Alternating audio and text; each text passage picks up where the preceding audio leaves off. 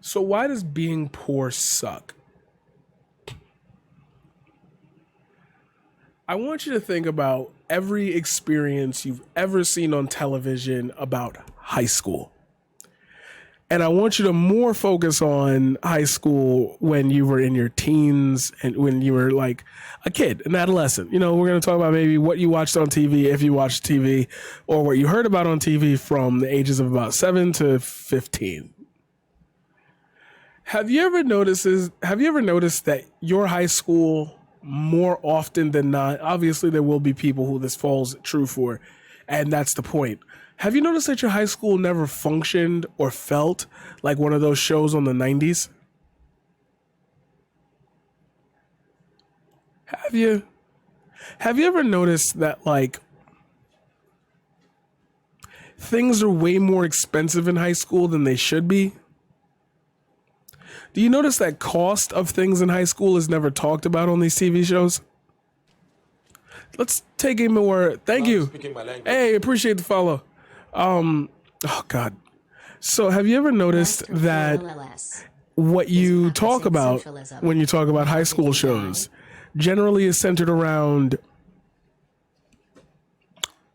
the big major events like friendships, relationships, prom, and graduation, and what you do over the summer? Have you ever noticed that a lot of TV shows in the 90s idolized the summer?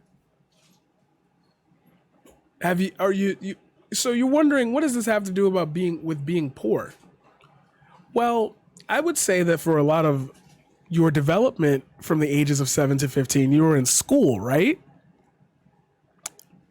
But school was a lot different than they made it seem on television. Yeah, you had your cliques, but a lot of shows kind of made it feel like everybody was kind of just together, you know? There was, of course, the excluded ones in groups, but not generally like you excluded from like a whole section of the school, right? What does this have to do with being poor? I don't understand. During the years of your schooling, as you approached college or the choice of college, for a lot of people, did you ever notice that poor people generally don't talk about college as much? Like, unless there's a scholarship or they're doing really good in school and they got a good SAT score, do you ever notice like the entire idea of college kind of exits them from the frame? Now, obviously, the situation is different in real life because we understand the idea of, you know, for my state, we have SUNY and CUNYs, which are low-cost colleges. But generally, even in that case, you talk about the better CUNYs and not like just any random CUNY. Like, people still look down on like a college that exists in my neighborhood, BMCC. But like, why? What is with the stigma of being poor in education? Where do you go when you're poor? You go to an inner city school? You go to a school you can walk down 3 blocks, so I don't have to worry about driving you to a location. I don't have to worry about like... So the first topic is education, obviously. But it's very funny how the stuff that's romanticized in these television shows and these movies is never generally like daily struggles that poor people go through. Now, yes, there are shows that do this. This is obviously everything in this video has nothing to do with making a rule out of something. Trends exist because there is a market for them.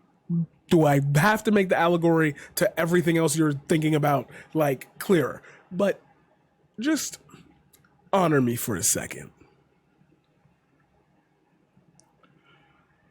If you are not well off, what does it look like to go home to a poor household? And this is poor by median income. This is not poor by like you gotta, yeah, separate the two apart. Do you ever feel like maybe there isn't enough food in the fridge? Do you ever feel like maybe when you get home, the household isn't as perfect, and because you're poor you don't live in a big space, so the interactions between what you and the household and you and maybe your parents, maybe your siblings, maybe a cousin stop by or whatever, like maybe those things happen more often, those encounters happen more often because you literally can't afford a bigger living space to be able to separate yourself from things. Did you ever get to go home and close your door? Did you have a door when you were growing up? Did you have literally your own space? Did you keep that space as you grew older? How big was that space? If you did have one. See how we can start to really break down like how just being poor can affect one thing, which starts to affect a bunch of things, which are already affected, kind of condition you to live within the affected means and not the means of like what your mental state or how you're physically growing up actually represent. So when you leave that home, you go back to school.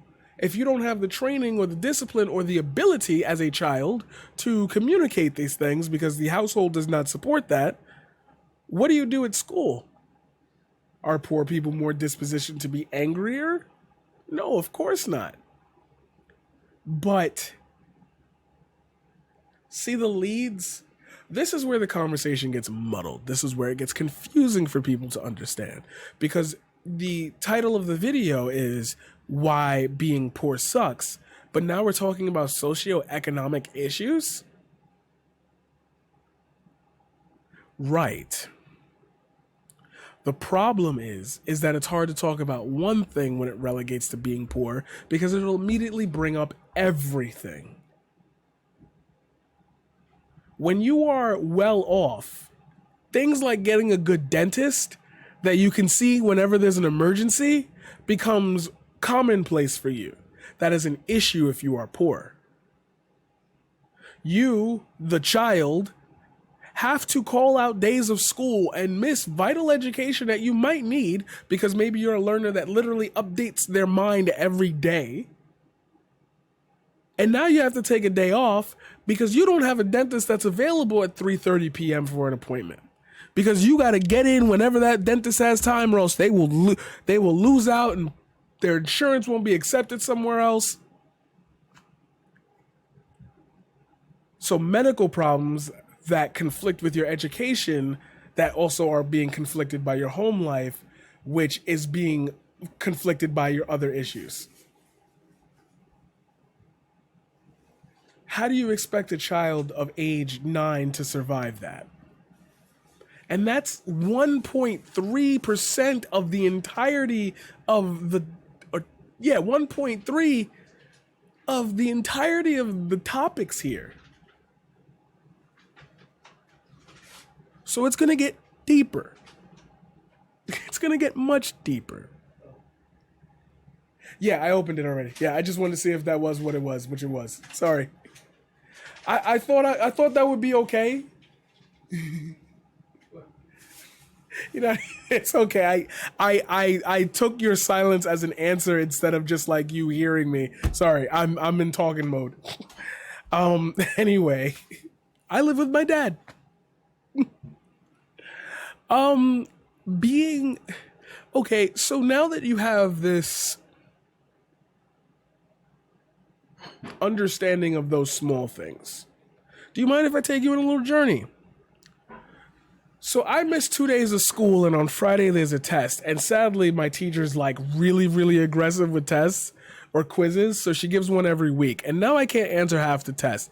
I get a bad grade on it because I was already getting bad grades before because I was not understanding the material, but I was finally starting to get it due to some after school courses that I was able to take with the math teacher because they were offering it, and my parents really wanted me to stay in after school because it would be easier instead of having to worry about me going home with the group of kids and then getting lost or taken or whatever.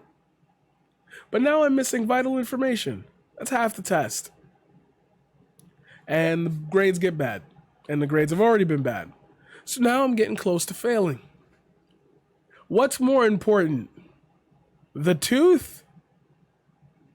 The issue with my mouth? Or the grades? Being poor, will tell you that the answer is the grades. Being well off or decent enough will tell you it's the tooth. The fact that I can the fact that I can answer questions, hypothetical means of survival, by just literally how much money I have, will obviously change you as a person. So I framed the beginning of this video around high school medical care. Why did I pick those two when there's so many other facets I mentioned earlier? Watch. Getting to high school is cool. If you haven't done it, I suggest you do. Obviously, you gotta be a certain age to sign up for Twitch. What is wrong with me, yo? I'm trying to be clever with that, and there's no script, so it's like I'm messing up. So, when you get to high school and you start finding out your individuality, you will naturally gravitate towards more very easy to understand aesthetics. Does that make sense? You like volleyball, a bunch of girls like volleyball. You are a volleyball girl. You naturally fall in line with the athletic people. You are a jock. See, the flow is easy. You like Yu-Gi-Oh! A bunch of other kids like Yu-Gi-Oh! Maybe they get picked on by another group. This is part of it. I'm bringing up the stereotype for a reason. This ironically didn't really happen to me in high school, which is cool. Shout out to my class. We were sort of kind of progressive. We picked on people, but we ain't really pick on people who didn't deserve it. But yeah, so shout out to my class. We were kind of progressive. Oh shit. Anyway.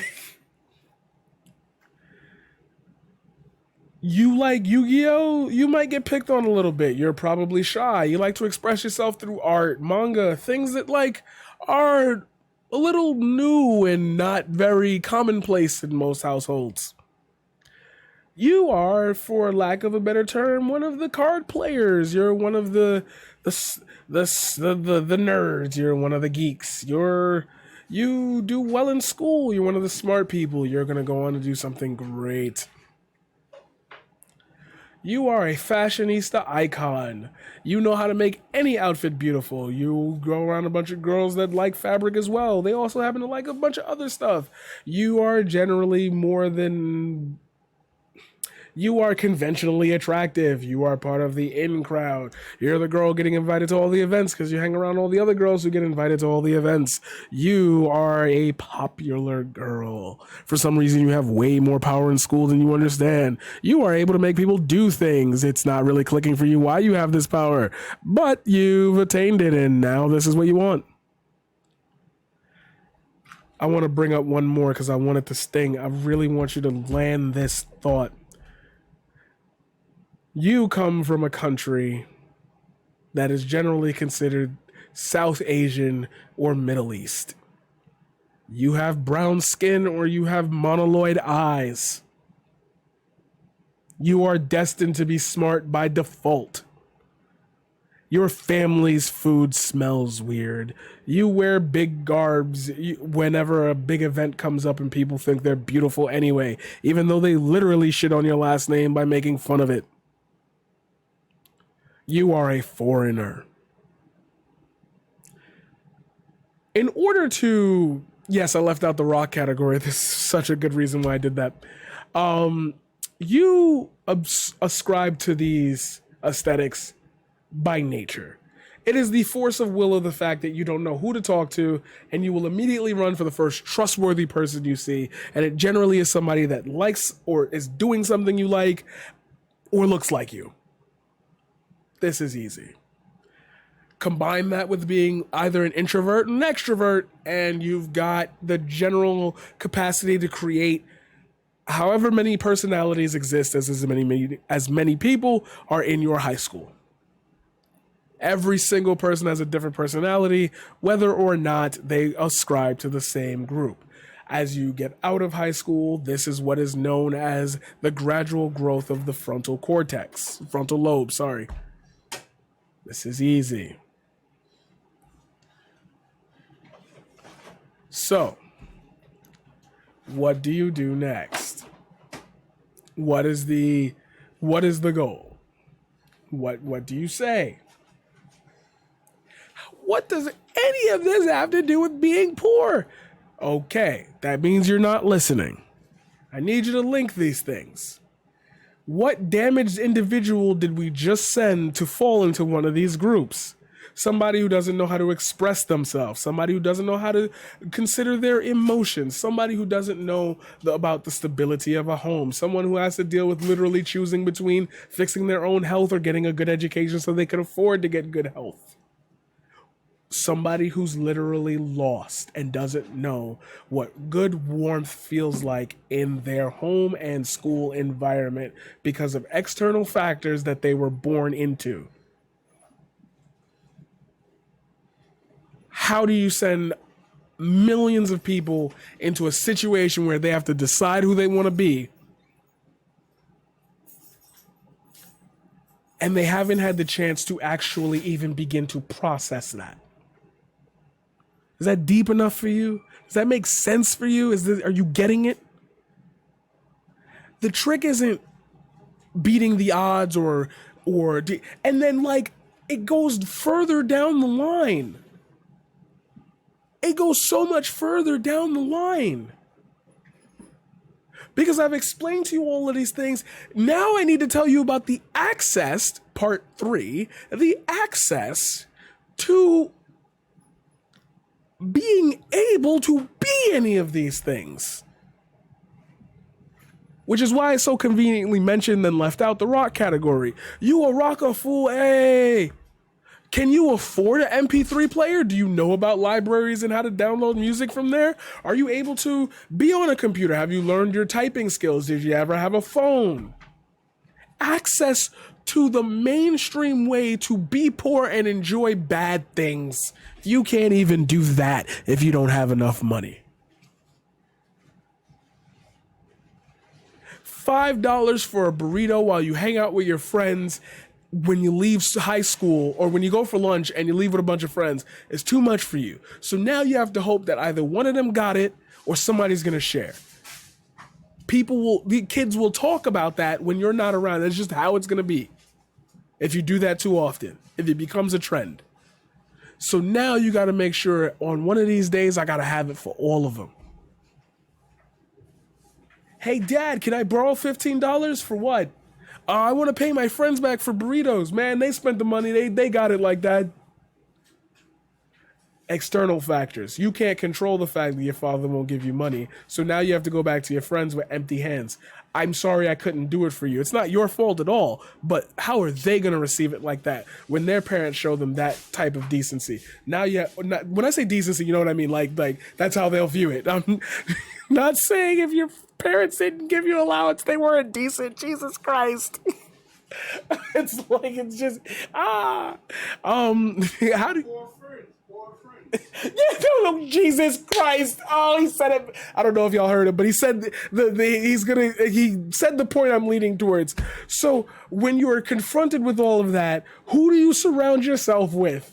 People who can match the intensity of what you can bring to the table because you are working within the personality limits you have and quite literally your purse strings. So you will gravitate to poorer people who are also dealing with all the issues we've outlisted in every sense of the word. So what type of personalities do they create when they mix? You see why these things are funny, but sad and tragic at the same time. You have to get poorer friends. You have to get friends that don't spend $5 on burritos every day and instead go for the bacon, egg, and cheese in the Arizona, which we're going to pretend a year ago, or we're going to pretend during... No, it was $250. It was $350. I can afford $350 a week. Hey, Dad, can I get $350? Well, that's better than the $12 you was asking for, $15 before, son. So, yeah, absolutely. Oh, it works now. Oh, shit, it works now. I don't have to pay for you to travel to see your friends. They live around the corner. Dope. You can go out and see them every Saturday, of course, as long as you're not getting up the hood rat stuff. Oh, it works now. You're accessing the poor dynamic of how you build your life because you can't afford $275 to go see your friend in Washington Heights. Well, it was like $2 at the time, or like 175, 150. I don't remember. It's gone up so many. The MTA sucks. Boo. So we've talked about 4 things so far: education, medical. Oh geez, I'll put it in the chapters. And who you surround yourself with. Think about all of this together now. You have now graduated college. We know what college can do for some people, and we know some people don't have access to college. So we're going to have to lump these people in and just say everybody's successful for the sake of this conversation, so that way we don't muddy the water of how long this video should really be. You graduate college, or you get a job, or you participate in the workforce. You participate in the higher academia force. One way or another, you have to do one of these 2 things in America in order to survive, unless your family has money, or you have an endowment, or you just happen to luck and stance upon money. You need money in order to participate in America. This is simple. We know this. You need $1 to pretty much buy. You need money for food. You need money for home. There is generally nothing free except like water fountains and like some free service. You know what I mean? Like, okay, I don't have to baby you guys through it all, even though I'm like attempting to lay groundwork. Take the ball of all these things I've talked about and create a person out of them. If any one of these issues is not felt in conjunction with one another, you were not poor growing up. It's not possible. It's just not. I grew up in the hood. I was living in the struggle. This, that, and the other. Yeah, but you also got to go to you also like spent your weekends at a country club. And like really important people would tutor you. And your family's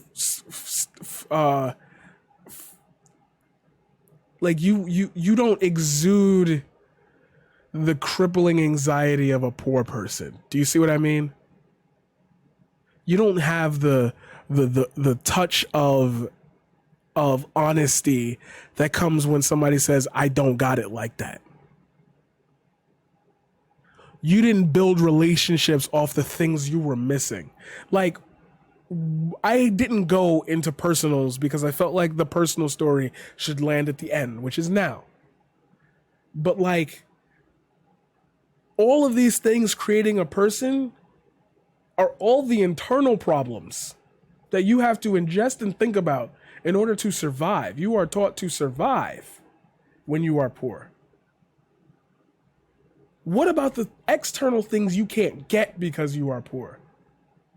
That you have to think about passing on scholarships in college because the amount of strain it would take to move, to buy all that stuff, to prep. What are you going to do? You're going to go to college on $32? Oh, we're paying for room and board, tuition, everything. Do I get a meal plan with that? How often is that meal plan?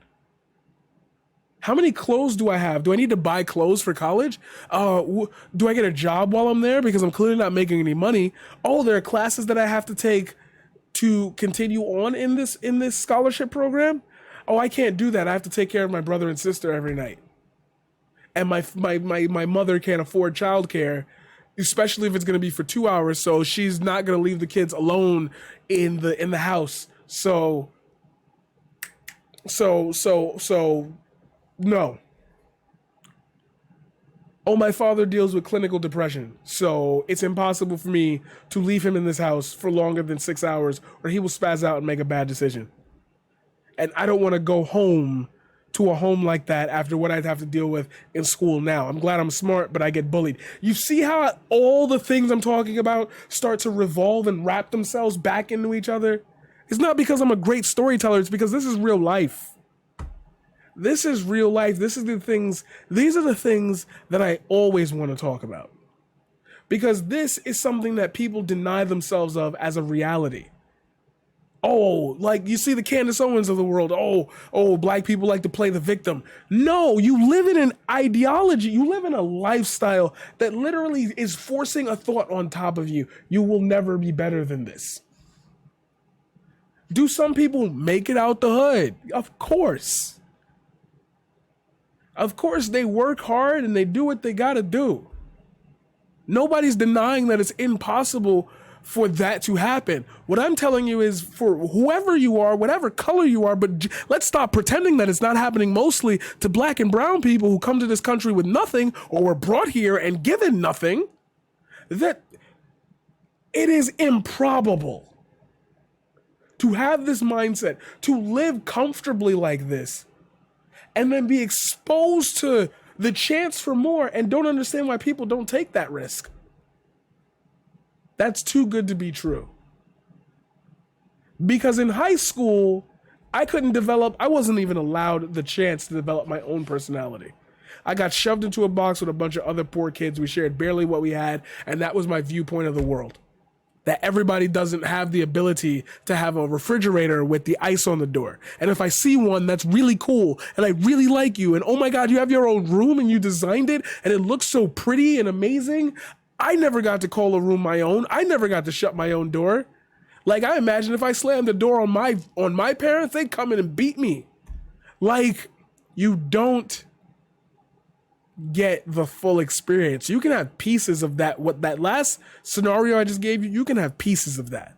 But until you put all those together with just the growing up, the soul of not having money, and not understanding that when the school trips are going on, you are not going for no fault of your own. You behaved well. You have great grades. You are the class valedictorian, but you are too poor to make it on the school trip. And the teachers there will be like, it's okay, we'll help out. We'll get half or whatever. And I sit there and I really be thinking to myself, the cost of living was not as great as it was like when I was 7. So like, you could have afforded that. Luckily for me, if a trip was too expensive, I didn't want to go as well. Like, I kind of didn't like school trips and having to walk everywhere. It was so bad, bro. There wasn't enough school trips in high school, which really bugged me out. Like, you'd think that would be where you take the most field trips. But I guess it's because you're older, so they don't want to let you out too far, because like, you could get home so you could really splinter off from the group and be all right. I guess I'll take that one as the example, as the reason. But when you start realizing that these problems compound themselves because they create themselves out of pure not your fault. You just grew up in a poor household. Like, that was it. And you made the best of what you had in there. And your character is designed to be at its best because you've been put in situations where if you didn't succeed, that was game over for you. For those of you who grew up well more endowed, you was taking snowboarding trips. I was hoping it would snow on the block and the dogs wouldn't pee in it so I could play in it. You and me are not the same. If I asked at any one point in my entire childhood for a snowboard, I was not going to get it. Where am I going to go snow? The Bronx Hill or whatever. I'm not flying into traffic, bro. Like, I think they got some hills now that you could snowboard on. I'm not sure though. But yeah, like, it'd be better to ask for ice skates, right? Yeah, because we have rinks I gotta learn how to ice skate. What if it costs money to get in? I'm not spending $45 for you to bust your ass for 30 minutes and then be like, I don't want to do it no more. So hopefully you found somebody, or you got a job, or your parents had just enough that they could support your dumbass dreams while also keeping a roof over your head and clothes on your back and food in your belly. Hopefully that was the case there. But okay, jokes. Now, what person do you get out of all of this? You can change the entire dichotomy of a person's lifestyle by just restricting literally what they can or cannot buy. Medical issues come up, you can't afford it. Oh well, you now walk with a limp and everybody knows you as oh, here come the peg man. You hated being teased in elementary school and you hated being teased in high school. Awesome. Now you can't pick a fight with your coworkers because you really need that job. Even though you said the next person that tease me and make fun of me and I'm a grown ass man, I'm blacking this shit.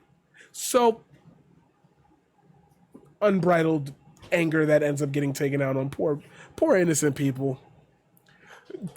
Yeah, I just made an entire analogy about being a police officer. I get it. I know. I'm sorry. So what do we do to fix this? What's the grand solution here? How do you fix all these problems and how they wrap into each other like such a beautifully woven story? I got one idea to alleviate the pain. Raise the minimum wage. Make being poor a subset of bad spending as opposed to a living condition that creates an ideology or a thought process on how you approach things in life. Poor people hoard their money more than rich people do. Fix that. Give them a little spending room. Give them a floor or ceiling for savings so the next generation can build on top of it. Because when I die, I want my children to have that. I want them to have that. I want one of my children, if I have children, or if I have one kid, I want my children to get really fucked up one day, come home and be like, yo, dad, I drank too much, bro. I don't know. The party was popping. I got drove home by my friend. She's the designated driver. Nobody else in the car is drunk. I had to go. And I want to be like, how much money you spend? Did y'all go to a club or whatever? He's like, yeah, bro, we spent like $275. I think the bill came out to $610. You spent $610 on alcohol instead of going over to your liquor store and getting a bottle for $50 and then getting 4 of those. My bad, Dad. All right, get your ass upstairs. I'm not mad at you for it. It's just you spent way too much money, but all right, whatever. I want my child to have it like that. You feel me? I want to be able to get to a point where he makes a stupid ass purchase and I'm like, dumbass, just that, and then end it. Imagine spending $610 on alcohol when your whole entire household only got $750 in the bank, bro. Somebody's going to die. You better take me to the police now, because if I get in there, you see what I mean? It can be funny, but it's tragic. Because you create all of this into a person that grows up and they handle situations on the basis of being poor. I can't go here. If my friends want to go to a play, I can't have that experience because I literally need this week's paycheck to make rent. Come on. Yo, you can't build meaningful relationships with a mindset that thinks poorly. You can't. You just... okay, again, remember, I said this in the beginning of the video. Everything I say here is just a matter of theory, not a law I'm trying to decree here. So I'm being funny with that. I'm not taking that as a position. But, yo, you... It's fleeting unless it holds. It's always fleeting unless it holds. We're gonna get married? And then what? Live in your living room? We're gonna raise the child in the bedroom? That's what you want? You don't want your own room for your daughter, an own room for you two, and an extra room for guests? You don't want 2 floors so you could have a whole bunch of people sleeping on the first floor, and you guys go up and sleep you can host a family? Hey guys, I know I live really far out, but I have such a small living space. I guess you guys could sleep on my pull-out couch. I'm going to be sleeping right next to you, though, and I'm going to cross you guys every time I have to use the bathroom or eat, so you won't get any private time yourself. If it's been a long journey and you want to cuddle up, I'm going to see everything. We'll just get a hotel. See what I mean? This is why these conversations take so long, because at the end of the day, there's more to talk about. I left out so much, and maybe I'll make a part two of this one day when I have the energy to put together the entirety of the other half of this conversation. But I hope you enjoyed it. I hope you liked it. If you do, please hit that like, please hit that subscribe, hit that bell to stay notified, all that corny shit that other YouTubers have a script for, and I'm just doing it because apparently it works. You watched the entirety of this video. Just hit the like. Like, you spent the time, not me.